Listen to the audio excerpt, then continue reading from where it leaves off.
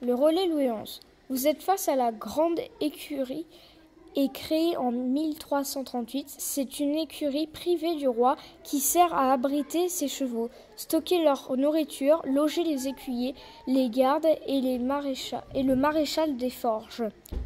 Lorsque le roi venait à Chambord, à Blois ou ailleurs, il faisait halte pour se ravitailler, changer de chevaux et éventuellement se reposer une nuit. Si tu te retournes vers la Loire, tu peux voir des grosses pierres couvertes de verdure.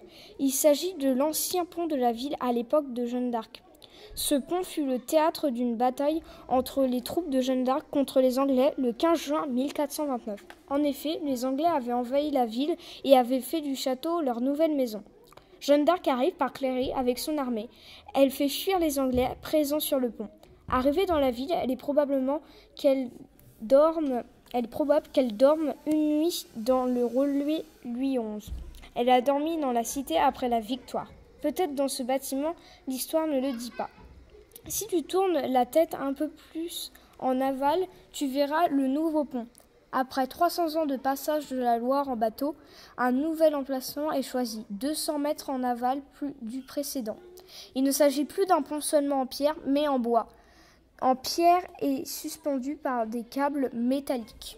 Ce pont va connaître une vie intense. Il sera incendié par l'armée française pendant la guerre de 1870 du temps de Napoléon III. 50 ans plus tard, avec les premières voitures, le pont doit être modifié car il n'est pas assez large et pas assez solide. On va donc le consolider avec du métal.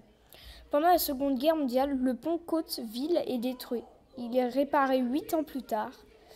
Il s'agit du pont actuel, long de 271 mètres et large de 7 mètres. Quelle est la largeur du pont actuel ?